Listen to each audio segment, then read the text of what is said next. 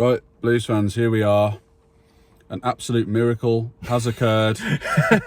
Do not scratch your eyes, as somebody once said. We've won away. How shit must... I'm not going to say that bit because it's really... I feel bad for Sheffield Wednesday overall. But yeah, Sheffield Wednesday won. Birmingham City. You mean nil? Oh, sorry, yeah. You giving them a goal in sympathy? Yeah, I was going to say, yeah.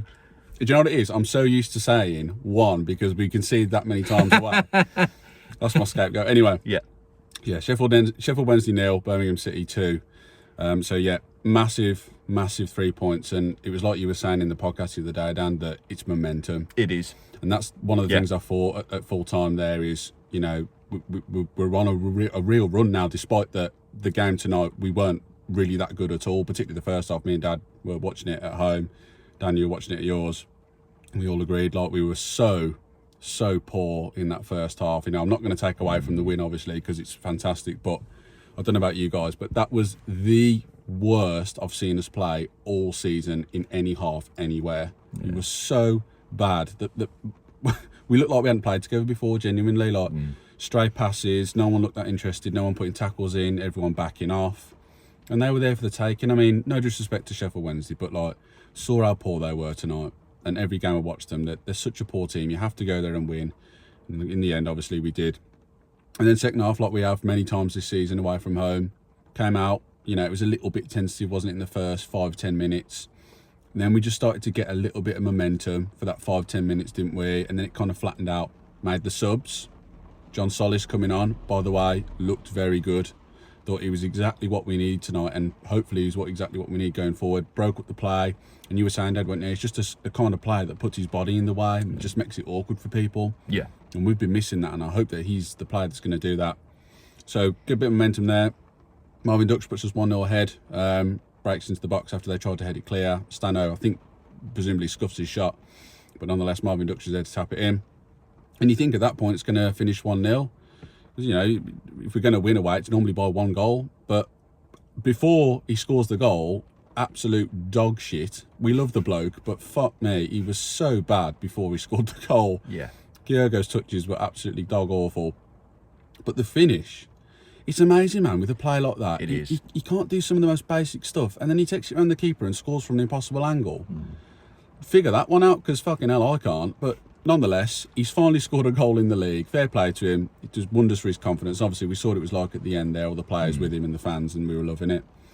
But the bottom line is massive 3 points, and going back to what you said before, Dan, momentum. We must carry it forward into Saturday. Yeah, massive W on the board. I don't think that could be understated enough tonight. And as I was saying on the pod, for context, it's a podcast we recorded this past Monday that's going to be uploaded a little bit later on this week to preview the Stoke game. But in any case, back to tonight, massive W, massive 3 points, big confidence boost for the boys. And obviously Kyogo as well, great to get his league goal finally on the board. And like you say, it's so odd, isn't it? Makes all the simple stuff look incredibly difficult. Frustration for the fans and for some of the players, because some of the looks he got from Stansfield at times as well, particularly we should have passed it off to him or should have at least got a shot in on goal, and then takes a goal from an impossible angle around the keeper and taps it in like it's nothing. It's incredible, but I'm really happy for him. And obviously we saw what it meant to the fans and the players and who travelled up to Sheffield this evening. But yeah, first half performance, we didn't seem at it at all. We weren't, again, competing in the middle of the park. Yeah, you're right. Which was concerning to see. But we seemed to compete more in the second half. But then, like you say, Dan, before we switched the camera on tonight, Dad, I think Sheffield Wednesday fell out of steam in the second half, should I say. That they were pressing us. Some of the errors, of course, were forced, some were unforced, but that's what you get when you're playing against a team that's pressing you high and is playing with intensity. But they just didn't have the quality to back it up when they ran out of steam, unfortunately. And we took advantage of that. Be it all, it took us till 83 minutes to eventually take advantage of that. But it was good nevertheless. And it was such a relief, that Marvin Dutch goal. I wouldn't have cared who scored it and how it was scored, really, but it was just, we've got our noses out in front. Right, now we can push on. Sheffield Wednesday did creep in a little bit after that into our half, and I thought, please don't sit back a little, absorb. And that's when just about, even though it was an unforced error, with a throw-in falling to Kyogo, we get the second goal. This really is now going to have to be the focal point of, like I say, keeping that momentum going, keeping getting points on the board, away from home as well. That's pivotal now going forward. And now we see ourselves into a what will be a very difficult game against an informed Stoke side, which, are they back in the playoffs now, or are they still just outside now? I think they're just outside, aren't they now? But they're a very good team, and probably one of the best away teams in the division as well, who don't concede many away. But this is going to be a massive confidence for the boys, Dad, isn't it, going into Saturday? Yeah, I'd say so. First thing I'm going to say, and none of you will know this yet because you haven't seen the video, it feels a bit Back to the Future, this does now, but I actually predicted the correct score tonight. I agreed with you, didn't I? I said 2-0. Yeah, you did say that as well, didn't I? And none of you will know that yet, but you'll be able to see later on this week that I'm not telling porky pies. Did you say 2-0? I did say 2-0, yeah. I said 2-0 as well. I agree with Dad as well. I said 2-0 as well. Yeah, you never. No, you absolutely didn't. You said 1, I think. But anyway, I've let myself down though, and I blame Kyogo for it because I said Dutch and Stano. So for the scorers, so I think Kyogo, you got to go, son. Sorry, after doing that, you're doing too much now, Kyogo. Sorry, you've let me down. Stick to the hard stuff, mate. Absolutely. But joking aside, massive relief. Actually, I think it was a game that had to be won. To have any credentials, any credibility left at all with the fans, with the board, with the wider footballing world. Actually, if you can't go there against a team that have been absolutely pulled apart in terms of playing resources, in such a sorry state for such a big and well-respected traditional club to be in that position, the paucity of attendance in the crowd at their stadium tonight, it's just a sorry state. And I, for one, as a long-standing football fan, want to see them back in the higher divisions, with a renewed version of themselves. So I wish them luck. But in their current state, we had to win that game. Yeah, we did. And we did. We got it over the line. And for me, I think there were a couple of pivotal moments. One was when Cadamartri hit the post early in the second half. I forgot about that. That was, I wouldn't say we got away with it, because I actually feel that Beadle might have had it covered. I said this to myself when I was watching the game. I felt Beadle would have got to it. Well, I think Neumann put his foot in the way, diverted it onto the post. He did. He nearly deflected it into the net. He did, yeah. But I think the other pivotal moment is when Solis came on. Yeah, agreed. Tommy Doyle is a very good football player when he's passing the ball and he's got time to do so. Yeah. When he's being pressed and he's got to fight for the ball, he ain't the man He's you not need. the man, yeah. No, they went past him so many times. Yeah. And like so many away games, you're right, Dad, like just going past him. And him and Pape were like that in the first half. They were absolute passengers. I mean, no one really played well in the first half at all. But imagine we make that substitution with John Solis coming on for him. Yeah. And all of a sudden we start to pull together. I mean, okay, we start to get fans get behind him and such. Like, there's nearly 4,000 of us there tonight. Get behind him, and I think it was just after Cadamartri hit the post that the players started to pull a bit. Imagine, and you make those subs, and just on the back of John Solis as well, as you just touched on in there. I really hope he's going to be the player that we're looking for, particularly away from home. And like I've mentioned already in this episode, just cutting things out, putting his body in the way. And obviously we've made a few additions since we recorded our last episode, with a striker coming in, and what's his name Osman as well, who were both in attendance tonight. So it's a good that they actually saw a win in the end, a rare win away, which was always great.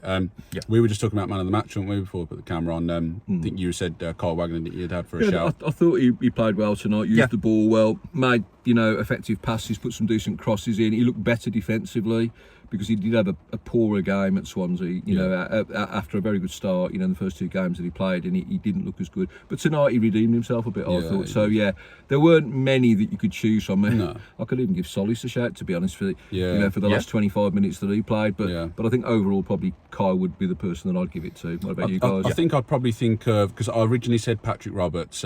Might be a bit of a split on opinion on that, because you didn't think he played too well, did you, Dan? But no, not at times. No, a few misplaced passes from him. There was times where he took on his man and it just didn't seem the option to do. And there was a period where I think he earned a free kick in the end. I think it was the only reason why many people didn't remember it. But Stano had a clear run. He could have just slotted him through, but he held onto the ball. And he's a little bit guilty of holding onto the ball a little bit too long, albeit he can hold it up well.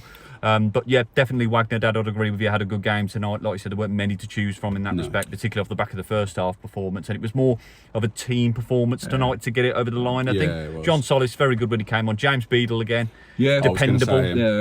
Dependable. If I'm being really hypercritical, he has, and it's really good to see. I mean, he's got a great coach behind him in Mike Taylor, somebody who's been around the game a long time and has always played with that level of confidence, as it were. And of course, an experienced professional to bounce off in Ryan Allsop as well, which is great.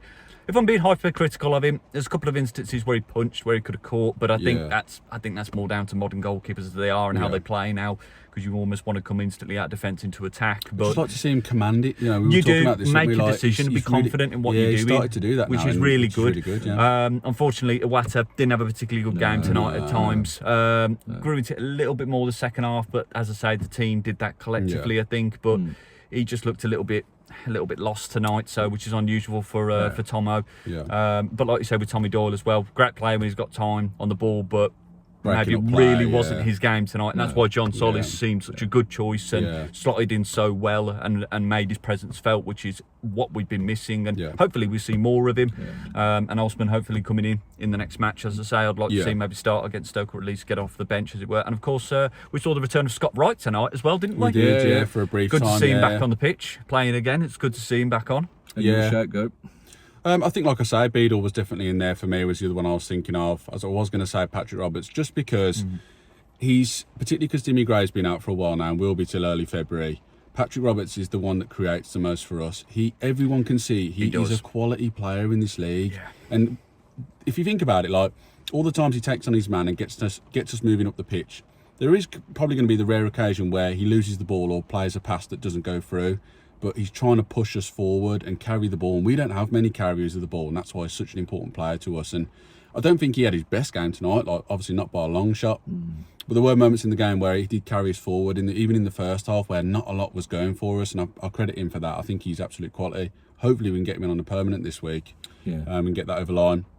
Other than that, like you say, there wasn't anyone really that stood out. And definitely what you said in the second half, we just pulled together as a team and got it over the line. Obviously, Marvin Dutch, I think that's is that 4 in 3 now? Something like that. I believe that's his 6th championship goal this season as well. But I think that's 4 in 3, because it was 3 in 2 before, wasn't it? So he's getting on the score sheet regularly, which is good to see. This is the thing with him. He's almost a little bit undeniable at the minute, because he's again tonight, he's so fucking frustrating at times. He's actually unreal. Like, it's just... But then you can't deny him, because he comes up with the moments like that when you need it, and it's hard to keep someone out. Well, the thing is, if Stano's been misfiring for a bit, it's been a while now since, I think, November, somebody was saying in the commentary tonight. Now, that doesn't mean to say he's not working hard, because he is. He does all the things that Stano really grafts. And it was a bit of a mixed game for him tonight. There were some things that worked and some things that didn't. But he never stops trying, does he? You know, and his injury has kind of been on, off, you know, so I don't think he's been 100%. So in the absence of his regular goal scoring, you need somebody else to pick up the mantle. And that's what the Ducks done. You know, he's immensely frustrating, as all three of us have said. You know, there are times when you think, what are you doing? Particularly with pressing and, you know, tackling players and stuff like that. But I guess if that carries on working that way and we carry on winning matches and the others are doing the legwork and he reaps the rewards by scoring, I guess you just live with that, don't you? Mind it. That's fine. Goals win games. If you're scoring goals, don't mind that at all. That's what he was brought here to do. You know, obviously playing in the 10, you'd probably expect him to do a little bit more, but can't forget about his death flick when we played against Swansea away to put Patrick Roberts in, so that was a bit of quality. So he does come up with the moments that you need, and the goals in particular. So, but as far as you know, Sheffield Wednesday are concerned, obviously Cadamartri hit the post, but there's no doubt about it. No disrespect to them if any of the Sheffield Wednesday fans are watching, but they're just a poor side, I'm afraid. There's just not enough there, and I think when we scored and went 1-0 up, they were starting to play a little bit patiently and try and get it into the box, but I think we were going to see the game out. Obviously, we scored the second goal and it's done and gone. But like you say, Dad, like it is a bit sad, like watching it, and there's just no one about. But even like as the state the club's in, there's still a turnout for games. I mean, fair fox to them that they do. Yeah, man, absolutely. I mean, they've done the hard part now and got rid of the O now, and it's just going to be about rebuilding for them when they'll probably be in League One next season. It would take something miraculous if that wasn't the case. They're not going to get out of it. No, so as far as we're concerned, it was absolutely vital and pivotal that we got the 3 points tonight, and we did it. There was a long period where it looked like it wasn't going to happen.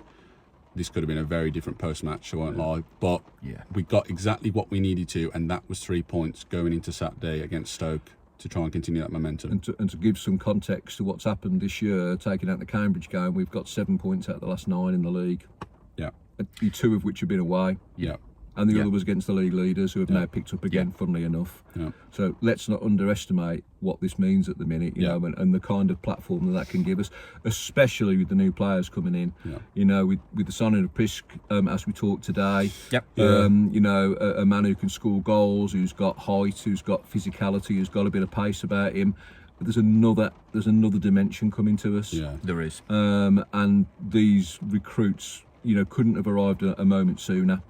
Yeah. You know, to give us that lift, you know, to try and push on, and this could be the point. This could be the point where things change around. Yeah. There's a lot of work to be done, and it's still a long shot in my opinion. Well, but let's roll with it. One that's nearly over the line as we speak here is Jeremy Sarmiento on loan. I'm hearing that it's more or less done.